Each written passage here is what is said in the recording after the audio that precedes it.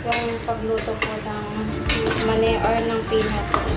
Lutuin lang po siya sa mahinang apoy para hindi po masunog ang mga mani na inyong niluluto.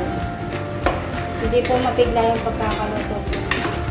Hindi maging kulay black yung mga peanuts na ating nilagay. Pag medyo dark brown na po siya, yun, pwede na po siya nun. Luto na siya. At ayan guys, pwede na po natin siyang patayin. Luto na yung ating peanuts or mani. Yan po siya. Dark brown na po siya. Papatayin na po natin siya. At isasala po. Salain po natin yung mani at iwalay natin yung mantika. Yung mantika po na ating ginamit, ay siya rin pong gagamitin natin. Ipang prito sa bawang at sili na ating ilalagay sa mga mani. At eto guys, isala na po natin yung mantika. At eto na po siya. Ngayon, lulutuin naman po natin yung bawang at sili. At ngayon guys, mag-init naman po tayo ng kawali or frying pan. Painitin lang po natin siya and then ilagay po natin yung ginamit po nating mantika na pinagprituan po ng mani or ng peanuts. At eto guys, mainit na po yung ating kawali. Lalagyan na po natin siya ng mantika. And then after po nyan, susunod na po natin lutuin yung bawang. Eto guys, hiniwa ko na po yung ating mga bawang. Lalagay na po natin ang ating bawang sa kawali.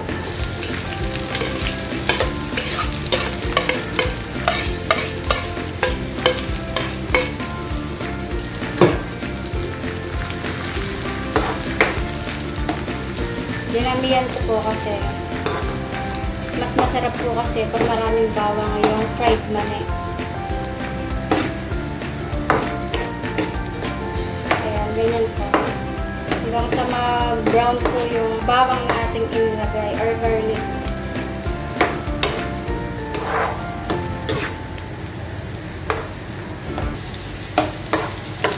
At yan guys, okay na po siya. Luto na po siya. Okay na po natin yung siya.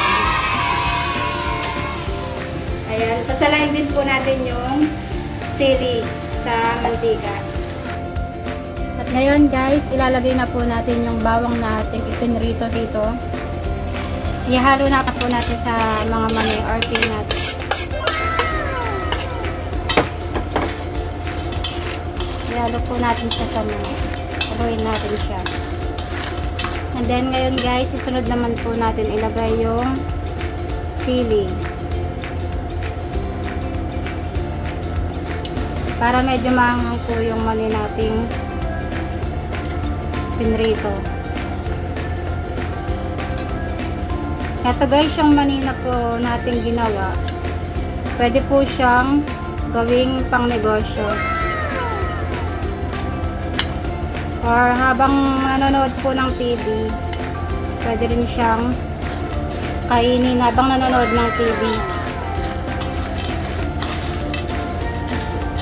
Ayan, hinalo po natin yung sili, yung bawang sa mani.